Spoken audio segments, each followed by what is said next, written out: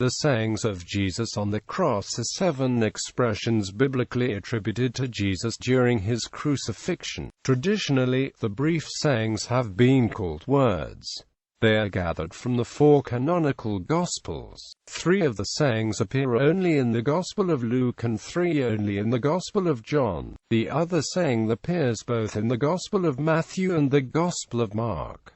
In Matthew and Mark, Jesus cries out to God. In Luke, he forgives his killers, reassures the penitent thief, and commends his spirit to the Father. In John, he speaks to his mother, says he thirsts, and declares the end of his earthly life. A person's final articulated words said prior to death or as death approaches generally are taken to have particular significance in meaning. These 7 sayings, being last words, may provide a way to understand what was ultimately important to this man who was dying on the cross. The sparsity of sayings recorded in the biblical accounts suggests that Jesus remained relatively silent for the hours he hung there. Since the 16th century, they have been widely used in sermons on Good Friday, and entire books have been written on theological analysis of them. The 7 last words from the cross are an integral part of the liturgy in the Anglican, Catholic, Protestant, and other Christian traditions.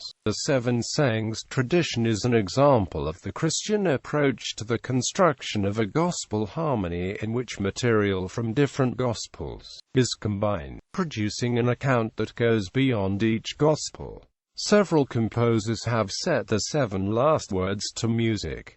7 sayings. The 7 sayings form part of a Christian meditation that is often used during Lent, Holy Week and Good Friday. The traditional order of the sayings are: Luke chapter 23 verse 34, Father, forgive them, for they do not know what they do. Luke chapter 23 verse 43, Truly, I say to you, today you will be with me in paradise. John chapter 19 verses 26 to 27, Woman, behold your son. Son, behold your mother. Matthew chapter 27 verse 46 and amp. Mark chapter 15 verse 34, My God, why have you forsaken me? John chapter 19 verse 28, I thirst. John chapter 19 verse 30, it is finished. Luke chapter 23 verse 46, Father, into your hands I commit my spirit. Traditionally, these 7 sayings are called words of 1.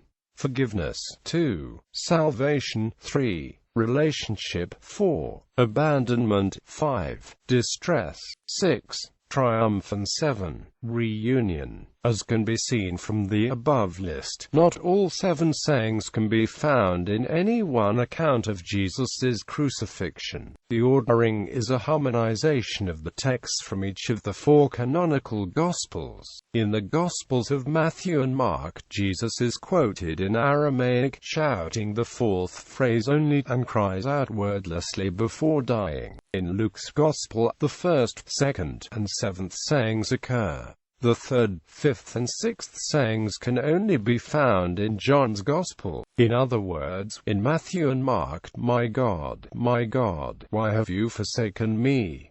In Luke, Father, forgive them, for they know not what they do. Truly, I say to you today, you'll be with me in paradise. Father, into your hands I commit my spirit. In John, Woman, behold your son. Behold your mother, I thirst. It is finished. 1. Father, forgive them, for they know not what they are doing. Luke chapter 23 verse 34, Then Jesus said, Father, forgive them, for they do not know what they do. This first saying of Jesus on the cross is traditionally called the word of forgiveness. It is theologically interpreted as Jesus' prayer for forgiveness for those who were crucifying him, the Roman soldiers, and apparently for all others who were involved in his crucifixion. Some early manuscripts do not include this sentence in Luke chapter 23 verse 34. 2. Today you will be with me in paradise. Luke chapter 23 verse 43. And he said to him, Truly, I say to you, today you will be with me in paradise. This saying is traditionally called the word of salvation. According to Luke's Gospel, Jesus was crucified between two thieves, one of whom supports Jesus' innocence and asks him to remember him when he comes into his kingdom. Jesus replies, Truly, I say to you, followed with the only appearance of the word paradise in the Gospels. A seemingly simple change in punctuation in this saying has been the subject of doctrinal differences among Christian groups. Given the lack of punctuation in the original Greek texts, Protestant Christians usually use a version which reads, Today you will be with me in paradise. This reading assumes a direct voyage to heaven and has no implications of purgatory. On the other hand, Catholics have used a reading which emphasizes, I say to you today, leaving open the possibility that the statement was made today, but arrival in heaven may be later. 3. Behold your son, behold your mother. John chapter 19 verses 26 to 27. Jesus saw his own mother and the disciple standing near whom he loved. He said to his mother, Woman, behold your son. Then he said to the disciple, Behold your mother. And from that hour, he took his mother into his family. This statement is traditionally called the word of relationship, and in it Jesus entrusts Mary, his mother, into the care of the disciple whom Jesus loved. Methodist minister Adam Hamilton's 2009 interpretation. Jesus looked down from the cross to see his mother standing nearby. As far as we know, only one of the 12 apostles was there at the foot of the cross, the disciple whom Jesus loved, usually identified as John. Naked and in horrible pain, he thought not of himself but was concerned for the well-being of his mother after his death. This shows Jesus' humanity and the depth of love he had for his mother and the disciple into whose care he entrusted her. 4. My God, why have you forsaken me? Matthew chapter 27 verse 46. Around the 9th hour, Jesus shouted in a loud voice, saying, Eli, Eli, lama sabachthani, which is, My God, why have you forsaken me? Mark chapter 15 verse 34. And at the 9th hour, Jesus shouted in a loud voice, Eloi, Eloi, lama sabachthani, which is translated, My God, why have you forsaken me? Quote, It is the only saying that appears in more than one gospel, and is a quote from Psalms 22:2.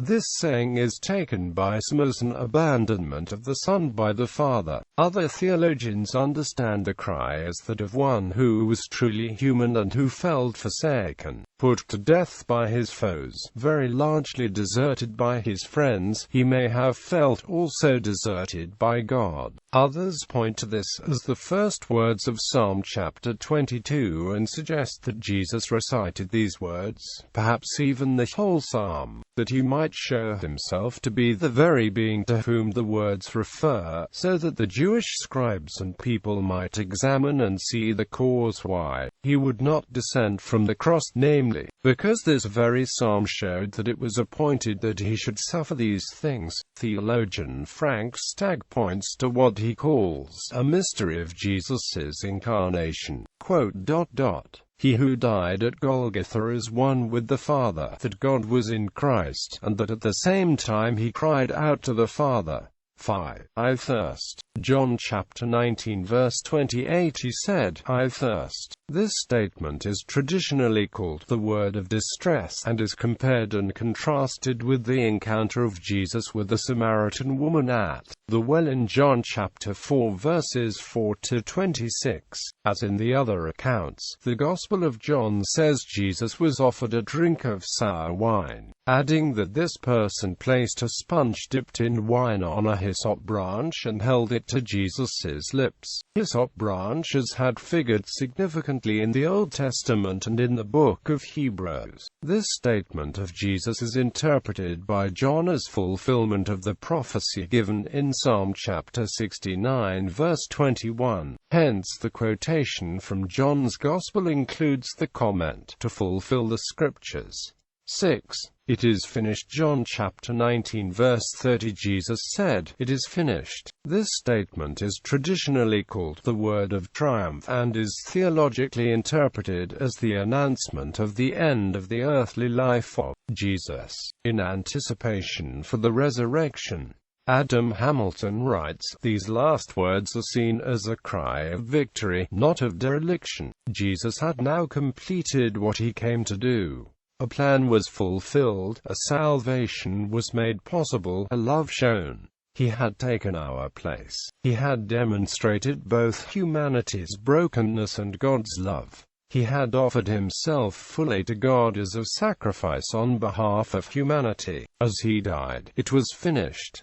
With these words, the noblest person who ever walked the face of this planet, God in the flesh, breathed his last. The verse has also been translated as, "It is consummated."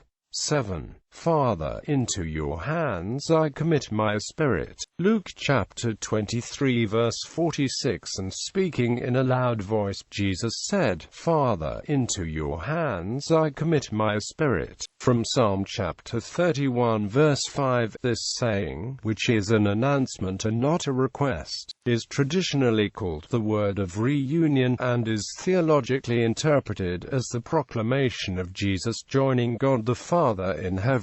Hamilton has written that when darkness seems to prevail in life, it takes faith even to talk to God, even if it is to complain to him. These last words of Jesus from the cross show his absolute trust in God. Father, into your hands I commit my spirit. This has been termed a model of prayer for everyone when afraid, sick, or facing one's own death. It says in effect, "I commit myself to you, O God, in my living and in my dying, in the good times and in the bad, whatever I am and have, I place in your hands, O God, for your safekeeping." Theological interpretations. The last words of Jesus have been the subject of a wide range of Christian teachings and sermons, and a number of authors have written books specifically devoted to the last sayings of Christ. Priest and author Timothy Radcliffe states that in the Bible, 7 is the number of perfection, and he views the 7 last words as God's completion of the circle of creation and performs analysis of the structure of the 7 last words to obtain further insight. Other interpretations and translations. The saying, my God, why have you forsaken me?" is generally given in transliterated Aramaic with a translation after it. This phrase is the opening line of Psalm chapter 22, a psalm about persecution, the mercy and salvation of God. It was common for people at this time to reference songs by quoting the first lines in the verses immediately following this saying. In both Gospels, the onlookers who hear Jesus' cry understand him to be calling for help from Elijah. The slight differences between the two Gospel accounts are most probably due to dialect. Matthew's version seems to have been more influenced by Hebrew, whereas Mark's is perhaps more colloquial. The phrase could be either or. The Aramaic word sabachthani is based on the verb sabach, to allow, to permit, to forgive, and to forsake, with the perfect tense ending t, and the object suffix ani.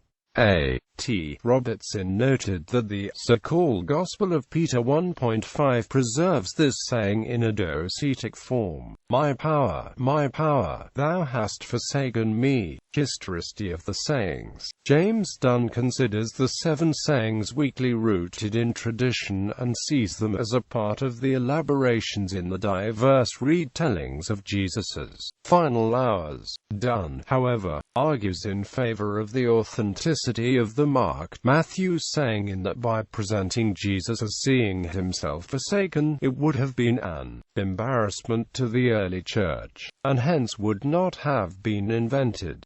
Worms states that the first saying from is a quotation from Psalm chapter 22, and is therefore occasionally seen as a theological and literary device employed by the writers. According to Worms, attempts to interpret the expression as a hopeful reference to Scripture provided direct evidence of its authenticity. Leslie Holden, on the other hand, states that Luke may have deliberately excluded the Matthew-Mark saying from his Gospel because it did not fit in the model of Jesus he was presenting.